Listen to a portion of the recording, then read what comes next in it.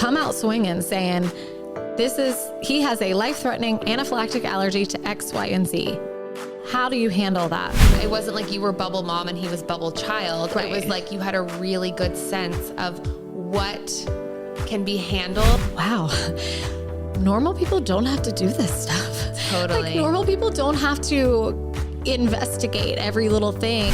Welcome back to EpiPod. Danielle's had anaphylactic food allergies her entire life. And Sarah is a food allergy mom to 2 kiddos. Managing this invisible health condition can feel so isolating. Do you also feel like you have a degree in overthinking? If you're nodding your head like me, then you're in good company. Let's get you off that allergy island right now with people who get it. Ready to dive in? Hey, Danielle. Hi, Sarah. How's it going? Really good. How are you? I'm doing okay. Life is crazy, but it's okay. When is it not? I know. And I was just showing you a picture of Ethan in his little preschool daycare, like looking like he's having a good time, which always makes me feel good. Like as a working mom, I'm always like, are they doing okay in the day? Especially when they're little, which is kind of what this episode is about. We're talking about like sending your food allergy kiddos to whether it be preschool or just a daycare situation. Yeah. Graham did, like, people are always kind of amazed when they hear that. I was. I mean, Graham, even after we found out about his anaphylactic food allergies, like he went 5 days a week to like a daycare, like a place, and it's I don't know if I should say the name or not. I mean, they did a good job, so I guess I can. It was a KinderCare, like, which is a national group. I mean, they have them everywhere, or at least a lot of places. This one was specifically called Prodigy here in Austin, and management has changed. So nothing I say in this episode about what good they did or bad could be applied, because in fact, I know somebody who went later to this place, and they're like, it's not as good anymore. So, I mean, it could have gotten better. Who knows? I'm just saying it's not the same. This would be general advice. But you went to a national chain. Yes. I went to a chain daycare with an anaphylactic, essentially infant. Yeah. Oh, he was an infant. Yeah. I mean, we found out when he was about 6 months old. Yeah. So for me, this episode's going to be kind of like sharing the process about how I handled that, what was kind of like good and bad lessons learned. And then also, I mean, the fact that in public school, when they enter kindergarten, they can have a 504 plan, which is, I mean, a legal document. Let's hope it still exists at the airing of this episode, considering that it's under threat currently. Yeah. But you know, you feel like you have this piece of paperwork when you're in public school that can, and we have a whole episode about this. So like, if you want to go look up back to school episodes, I think we have 2 of them. We talk about 504.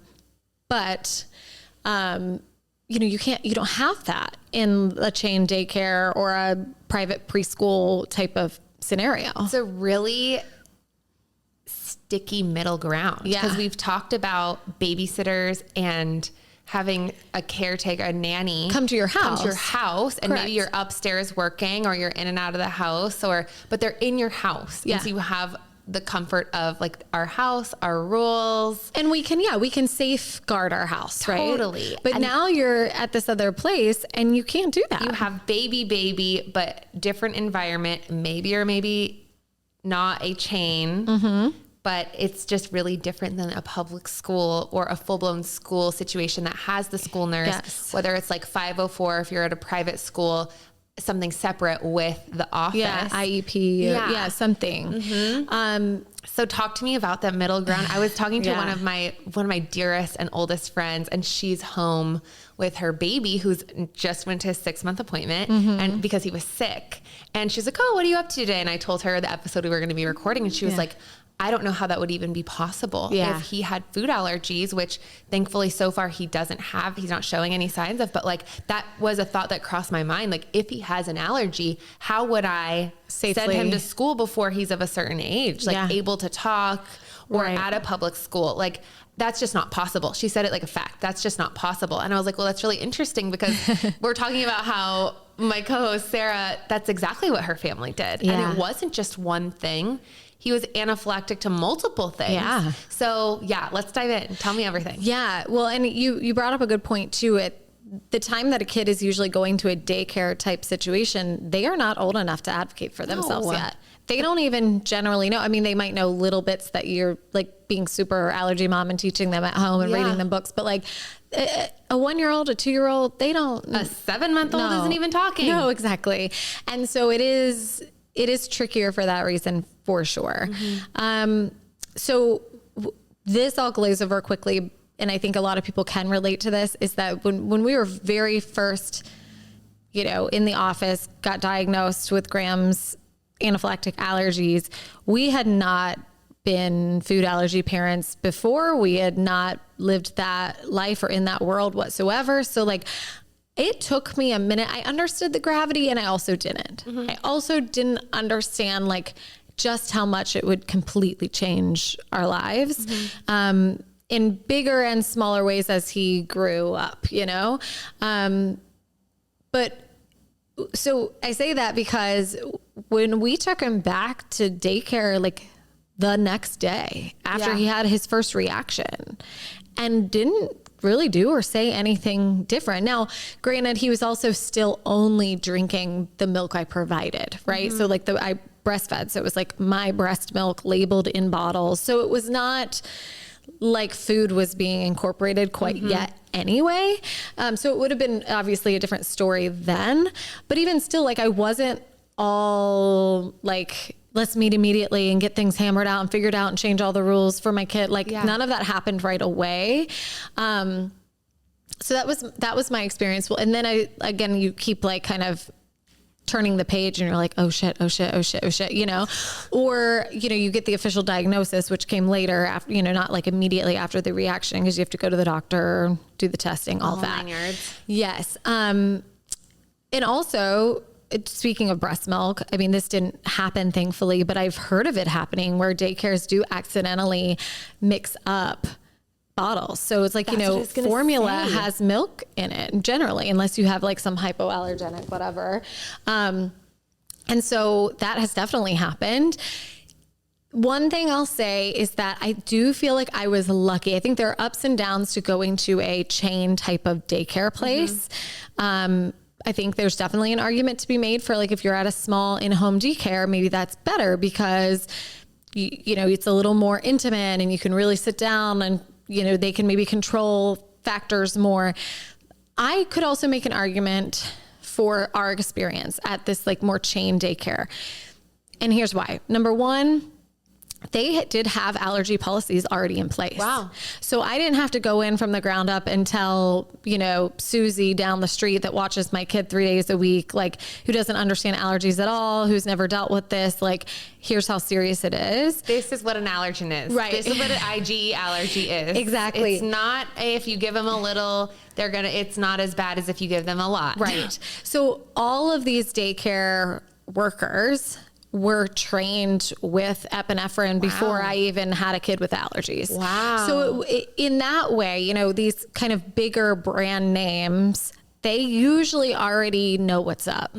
So that gave me a little bit of comfort. Now, still like the, minimum wage workers that come in and out of there every 6 to 9 months, because they do turn over quickly. Like it is still a concern in that like, well, that person might not take it super seriously, or that person. So there still is due diligence to be done, meaning like you still have to go and meet with people and have those conversations, which I did later once it all kind of unfolded and we knew what we were dealing with.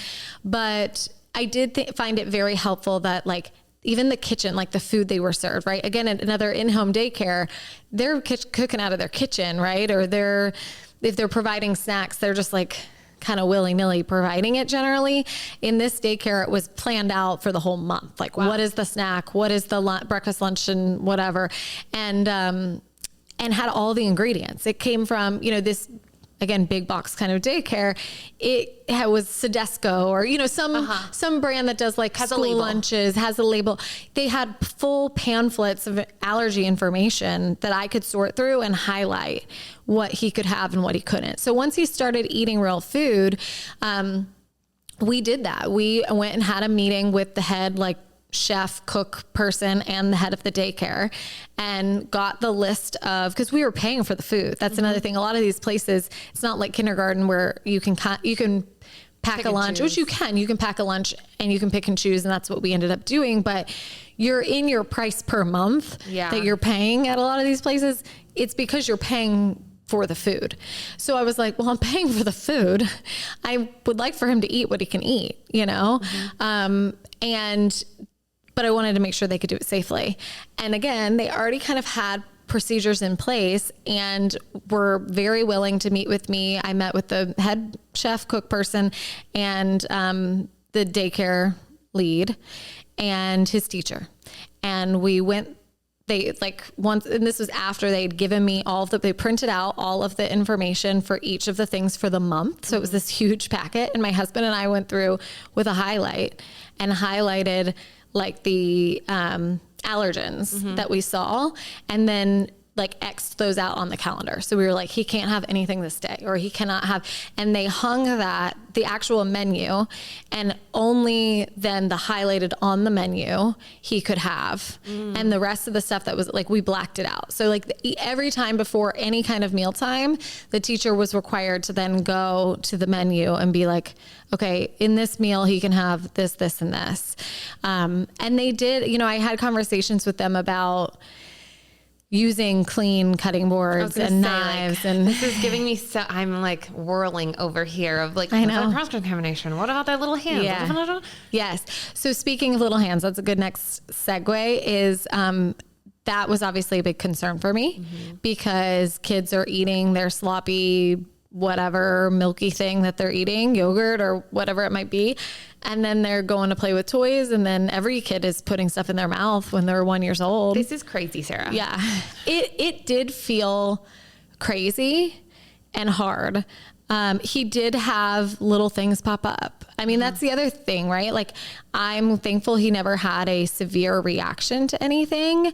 But he definitely had days where I would like pick him up and he was irritable, or he would have like weird poops, or he would have kind of really broken out on his arm or his cheek. I mean, it wasn't all the time, but it was sometimes. It wasn't perfect.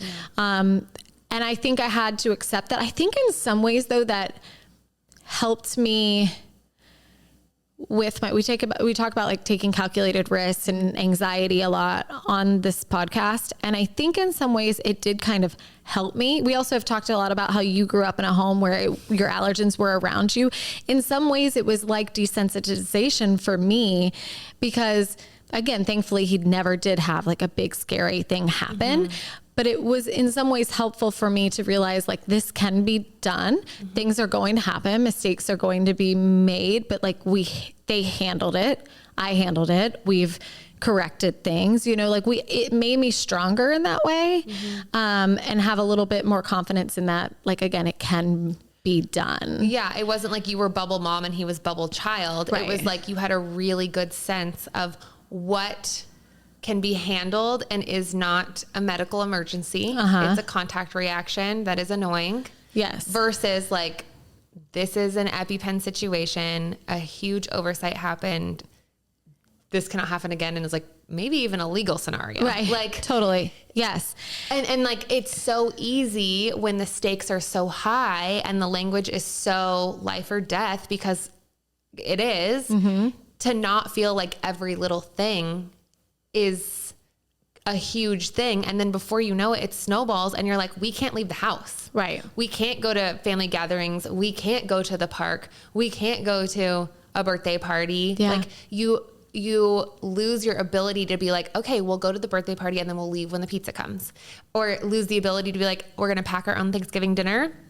And everybody's going to get educated on like no kissing the kid because you've just had mashed potatoes with milk in it. Like you lose that nuance, that bravery, that resilience. But it's not just about like, here, let's shovel a load of horse poo on you and you just have to take it. And like, it really made me stronger. I'm like, I don't want to be stronger. No. But there's a difference between that and like confidence. Yeah. Like I can handle this because I have in the past. And now I know exactly like what my thresholds are. Yeah. Which bucket? Is this a medical emergency or is this annoying and I can handle this? Yes. Well, you've talked about it before in one of the episodes about how in some ways it's like working out a muscle, right? They say like when you're working out, you rip your muscle, like you're actually damaging your muscles, but then they regrow stronger when you're like lifting heavy weights and things. Yeah. And in a sense, this is that too, right? It's like you are getting these like exposures and things happening on these kind of smaller gradual scales that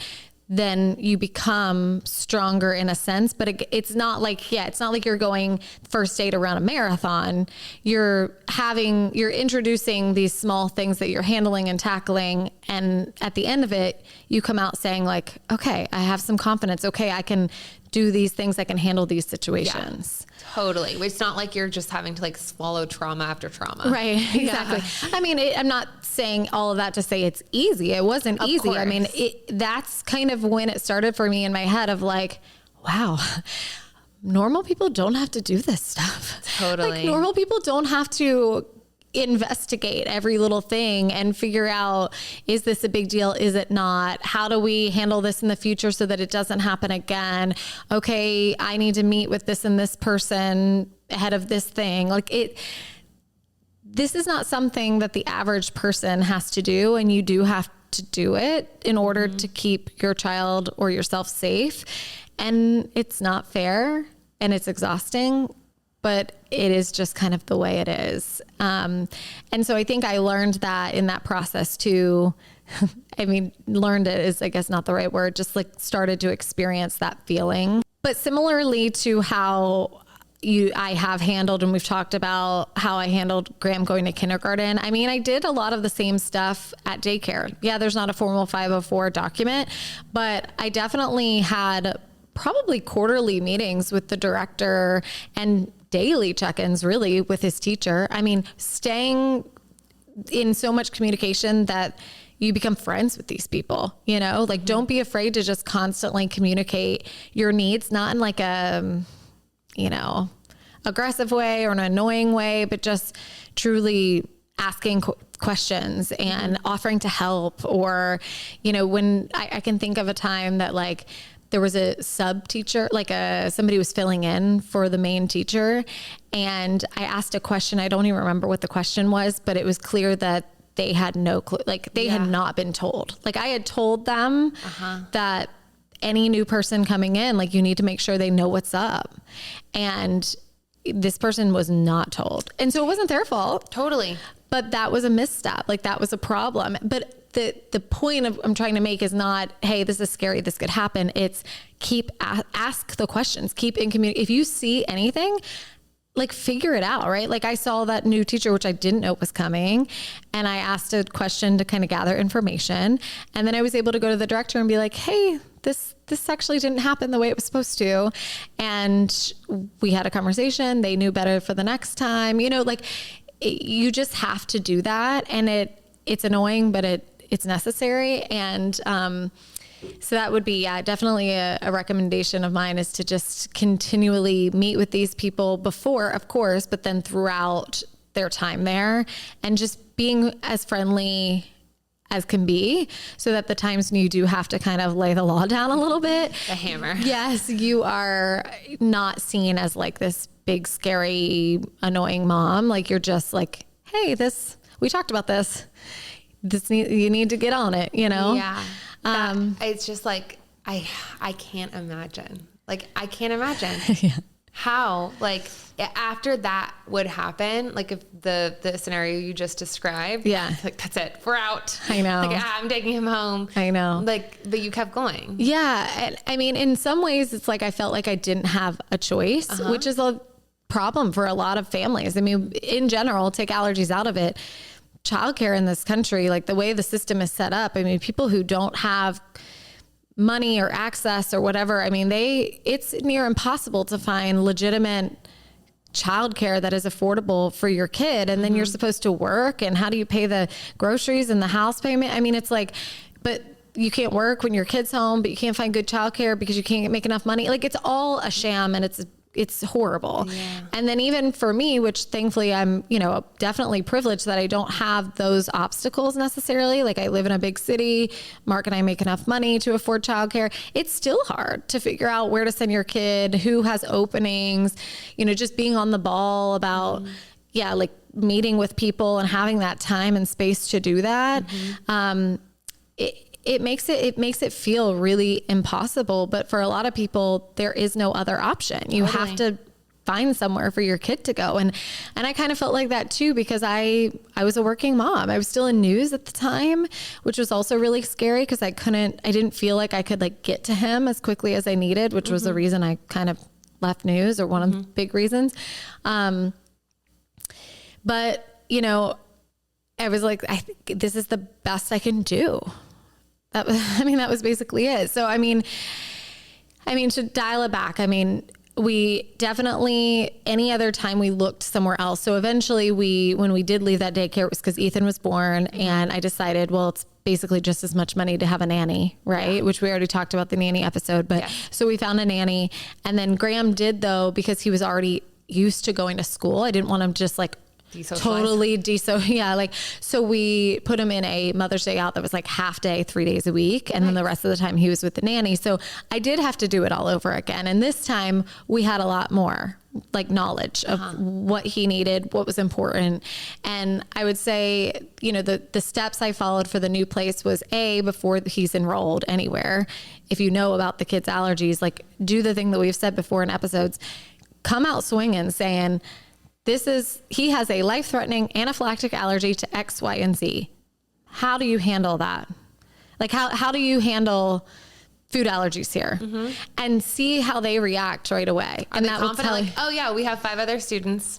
This is what we have in place for them. Does that make you feel comfortable, or do you need other accommodations? Or are they like deer in headlights and you turn right around? Or are they like, oh yeah, allergies, we got this. And like dismissive, right? Because that's not okay either. So getting a feel for like how seriously they're taking it, how much knowledge they already have, if they have any policies in place, that's number one. You feel good about it. Okay, great. Then sign them up. I always meet with the director and I always meet with the teacher, sometimes together, sometimes apart, but either way, both of those people need to be like on the same page. I always come in with a very structured, like printed out documents for them. So like, yes, most schools require that you have like a medicine intake form, and they have a, you know, we need your fare form, but it like beyond that. And we've talked about this in the school episode too, where I come in with a like bulleted list of like top things that I need them to know about my child in particular. And these are things about either how they've reacted in the past, or like, you know, hey, if they get rashy, here's the protocol I want you to do. And then also bullet points that aren't maybe specific to them, but aren't on the fare form necessarily, or aren't as easily, like I want to drill it in. So one of the things I always say is, and we've talked about this before on the podcast, but the order of events, right? Like use the Epi, call 911, then call me. I put things like, they don't have to be, I literally write it out. I say, they don't have to be struggling to breathe to use epinephrine. Like that is a bullet point on my like one pager of bullet points that is like highlighted and bolded so that they understand. Like I go through these things with them verbally and showing them on a document. You don't know if someone's better of like visual learner or listener, you know? So true. So like I try to cross all those T's and dot all those I's before my kid sets foot in the door. Then of course do the trainings with them. This is something you can do regularly, even if it's like twice a year or something. That's better than nothing. And then, staying in constant communication, making sure again on that form, I say, even if it's not a 504 plan that holds them to it, like I say, I want to be involved with classroom activities that involve food. I would like to not have these types of food in the classroom around them, any kind of like hand washing policies that you feel are important for your kid. Field trips. Yes, all of that should be a conversation before your child goes to school, and then checking in with them regularly. A lot of daycares and things, they do have kind of mid-year check-ins just for everybody. And so that's a time to bring those forms back again and just say like, do you need a refresher? Like, or do you mind if I go through this again? Just make sure everybody's still on the same page. Like that's definitely something I've done before too. I feel like when we've gotten this question a lot, when we were talking, we had like a Q&A about school nurses and like somebody was about to lose their school nurse. Oh yeah. And they were like, I think I need to switch schools because if there's not going to be a school nurse, then it's a no. Well, at a daycare, Yeah. it's very rare that you have a school. It has to be a really dang big daycare. Right. Never heard of a daycare with a school nurse. Yeah. Or a daycare nurse. So yes. was that, it seemed like it was a non-negotiable for people and where they were sending their kid to school. Public school. Yeah. If am I right? Am I wrong? Like that think there aren't nurses in daycares? No. So Ethan's school now, he goes to a preschool that also has a private school, like up until a certain age. Like, I don't think they have high school, but like you can, for kindergarten through whatever, you can go to school there. And, so they have a school nurse at Ethan's school. So nice. Only because of that. Like they have one for the big kids. So the daycare portion or like the preschool portion can use it. Nice. But no, I mean, Graham's daycare, there was no school nurse. And for me, I think it's different because, well, maybe it's just the understanding that I know that daycares can't afford to have a nurse on site. Like, it's just kind of like what it is. But I do think for older kids, like there's more stuff that can happen even outside of allergies. There's also like, I don't know, you introduce like peer pressure and things that maybe aren't as involved with like littles, that I think a school nurse is more needed. I also think teachers in general at like a big school are busier in the sense that they're like grading papers. There's all these like, they have to follow a certain curriculum and things to where, and I'm not saying daycare teachers aren't like very important and very busy. I'm just saying they're not taking the state test to make sure that this kid can read. Correct. The same way a second grade teacher has to make sure. So in some ways I feel like their bandwidth is a little smaller to like manage and deal with certain things. So there's more of a need for, on the medical side, there to be somebody who that's their kind of focus.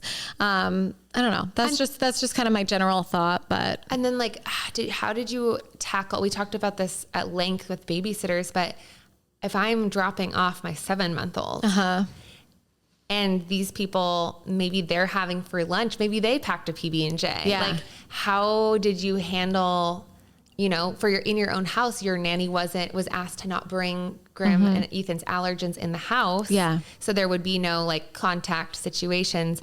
Is that something that you just like told them? And maybe that was why he had some of those contact reactions, but yeah, how did you tackle that?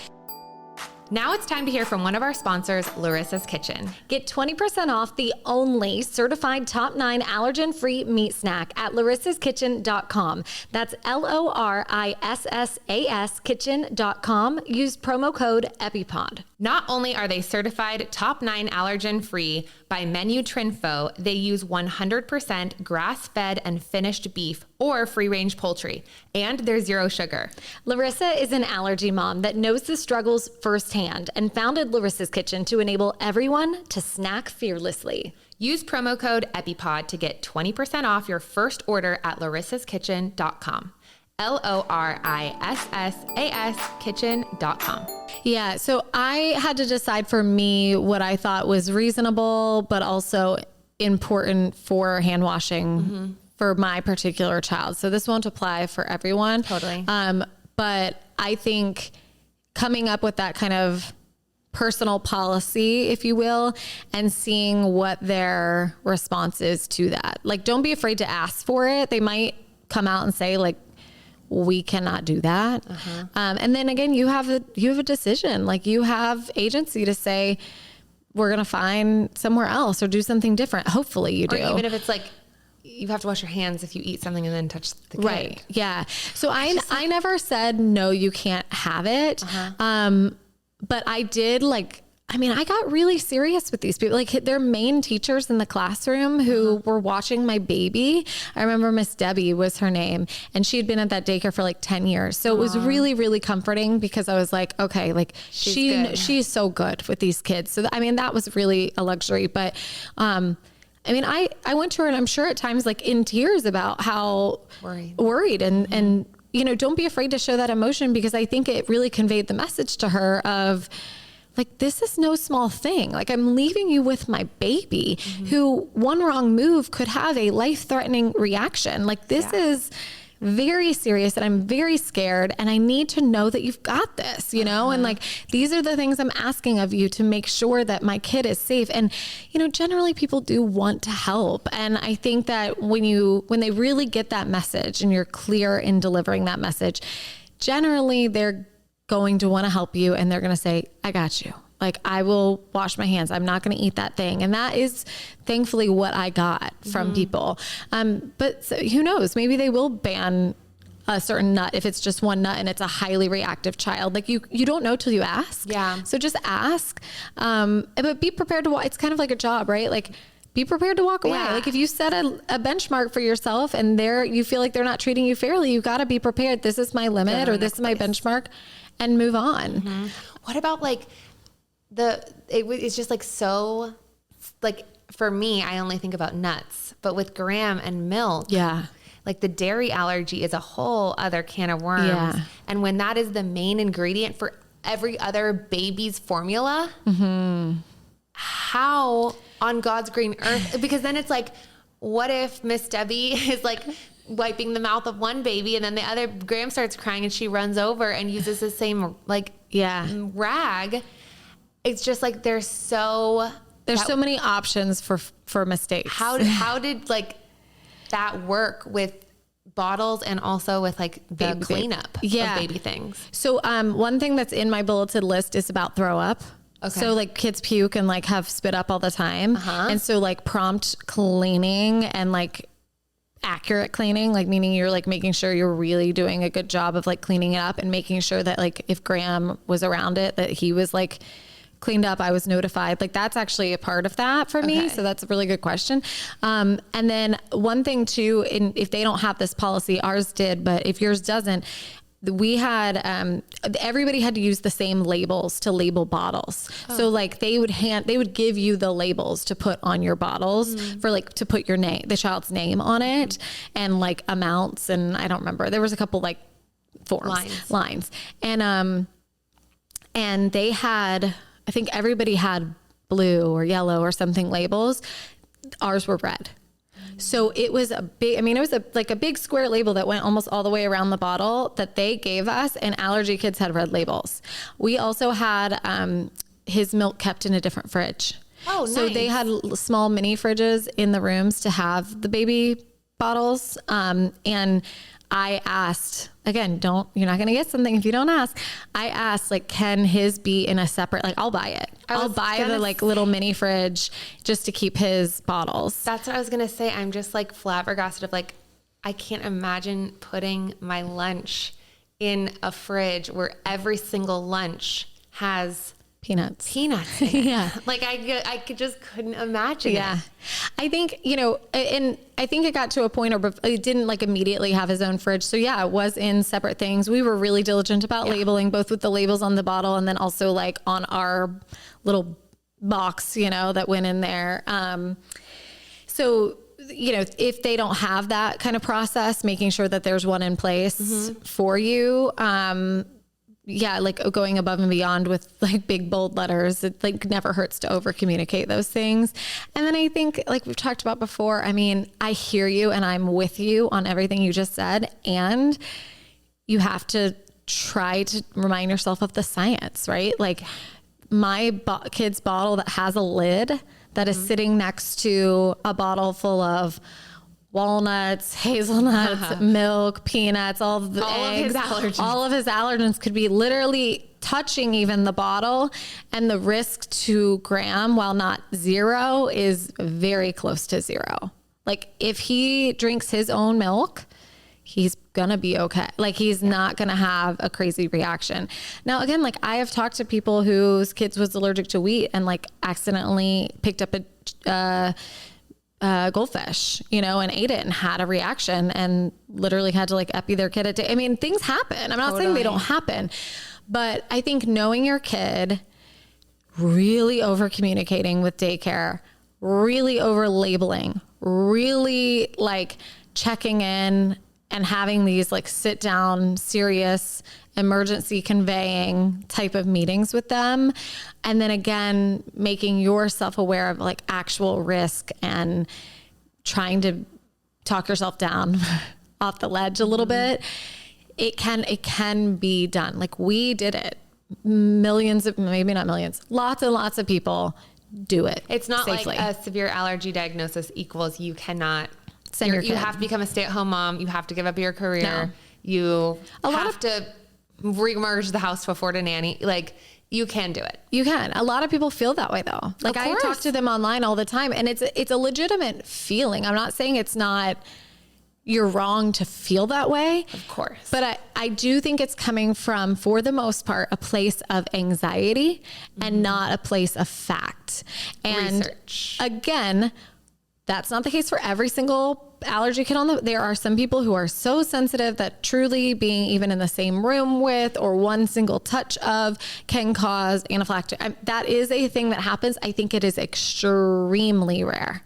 So having educated conversations with your doctor and finding out like the real risk and truly demanding that your brain focus on that, the real facts, the real research versus living in anxiety and having that dictate every decision that you make, I think is really, really important. I think that's so important because like it starts with the daycare.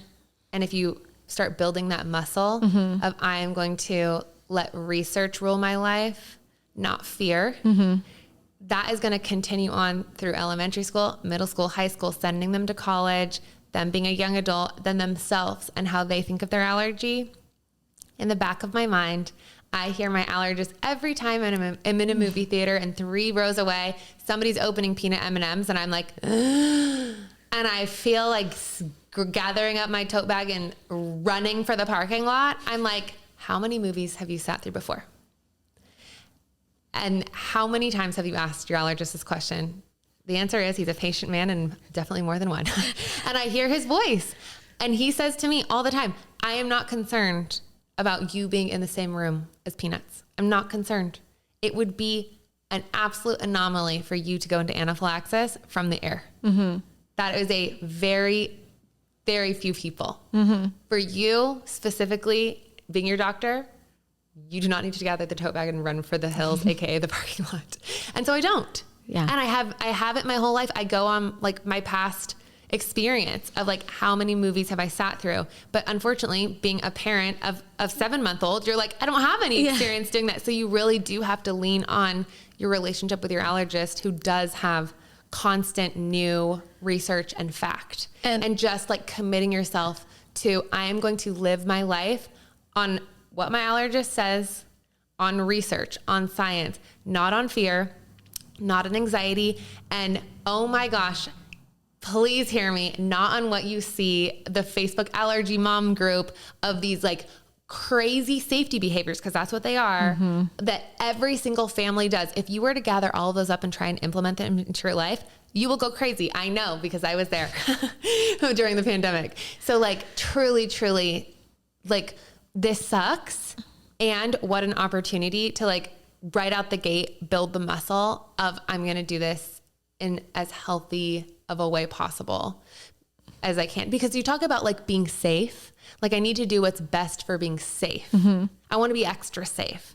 And it's like, yeah, but also like what's going to be safe for their brain, for their mental health, for your brain, for your mental health. If you are living in a state of fight or flight and stress, and then they see that as normal, like, holy cow. Yeah. That will, who knows the domino effect of other health problems that could set off. Like your lifespan that people talk about, like the body keeps the score. It really does. So like, that's also something when committing to this muscle is like, oh my gosh, like right out the gate, I'm going to commit to being safe in all senses of that word.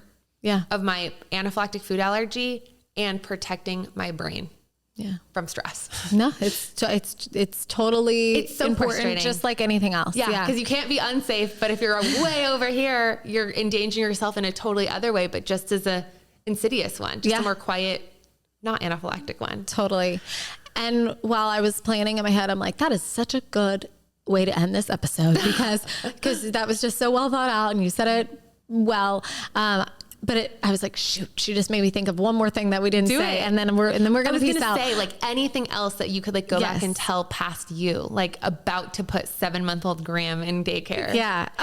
And I'll answer that in a sec. But what I was thinking of when you said something was about, and I know we'd get this question or someone's thinking it and like, why aren't they talking about this, is where they sat for lunch, meals. And, so one thing, we've talked about the peanut lunch table and stuff like that when they get older, and obviously age plays such an important role there. For me at this age, like when they were really, really little, it was way more important for me to know that they were separate from the food that they were eating. So like if somebody was eating yogurt and it was sloppy and stuff, when they ate at a certain age, they ate like at a table with everybody. Mm-hmm. And I made sure to have him at his own little table, but not like separate. So he had his own kind of like a high chair. Yeah. But pulled up to the table. So there was like a barrier for him where he wasn't like arm's reach from anything that could grab, because again, they don't know what they're doing. They're babies. Yeah. So like, and other kids don't know. Right. And so he had enough of a barrier, but was still included. So that was always kind of our method. But at the end of the day, honestly, I would have rathered him at that young age been apart than together, because again, they're so little, they're not thinking I'm a part of. Now, again, you can't have them like in the corner facing the wall. I'm not saying that, but like, have the teacher sit with them, whatever. They're not going to know the difference. When he did start to be about like 2-ish, I was really more adamant about making sure he was still separate, but like really included. I'll never forget though, there was this one picture, because they post pictures and send them to you to come full circle on the beginning when I said Ethan got sent a picture, or I got sent a picture of Ethan. So not 90s. I'm like, they send you pictures throughout the day. Yeah. My Mother's Day out class, my mom would just like pick me up at 2 and be like, hello. Totally. Technology has come a far way. We love it. Yes. But I do remember there was like some sort of, I don't remember the reason, but I saw a picture and he was a little bit older, he was more like 2 and some change. And he was sitting like very apart. Like the group was over here and he was like very apart on the side. And my entire like heart broke in pieces. I was like, I am not like, this is not okay. I wasn't mad, like raging at the thing at the school, but I was like, this is not an appropriate thing anymore. He's old enough to realize like, why am I over? Or even if he can't say it, he's thinking, like it was not, it was no longer permitted. And like, there are ways to include them, but yet keep them safe. Like the high chair up to the table method. And I don't know what the scenario was. I can't remember. That was a long time ago. But I definitely brought that up. Like that was a point for me that I was like, he's too old even 2. Like I was like, it was just he's too aware now to have that happen again. So I figured out, of course, why it happened, and then made sure that everybody knew that wasn't okay. Yeah. So anyway, I just wanted to bring up the table thing in case somebody was like, well, where do they sit? Like sitting on an edge or, the corner, or like with a high chair situation, or having a teacher be designated to sit next to them, like have some sort of something in place to make sure there's a barrier when they're young. Also, we talked about cleaning and stuff. Like I was pretty adamant that if everybody's hands needed to be wiped and cleaned pretty well after every kind of mealtime that there was. And again, this bigger daycare, they did that already. That was like a germ protocol, so pros and cons to big and small, but that was our experience at kind of a larger daycare. So you can do it. I think you asked what I would say, and we kind of already gave this message, but just the fact that it's possible, and you're capable. I love that. Yeah. Okay. Well, good luck. Good luck to all the moms out there. Send us specific questions though, if you have any, for real, and we'll address them in some other like way or capacity on another episode. Anybody can handle this and be capable of it, whatever big thing it is, whether it's sending an anaphylactic 7-month-old to daycare or whatever non-even allergy related thing. Anybody can handle anything. It's a mom, Oh gosh. So I love that you're you're capable. You are. You're totally capable. And I'm not saying it's going to be easy. No, I'm not saying that mistakes won't happen. I'm just saying you're smart enough, strong enough, and capable enough to do what's needed to keep them safe, and also get the time that you need, whether it be for work or something else, apart from your child. Like, you are still a person. Yeah. You are a human being that has needs and things that are required as a grown-up human. Totally. And you have to make that space for yourself. Mm-hmm. I love that. Thanks for being a role model. Oh, I don't know about that. That's are. a big title, but You're my role model. oh, thank you. Okay. Well, we will be back again. We'll be back. See y'all next week. See you next week.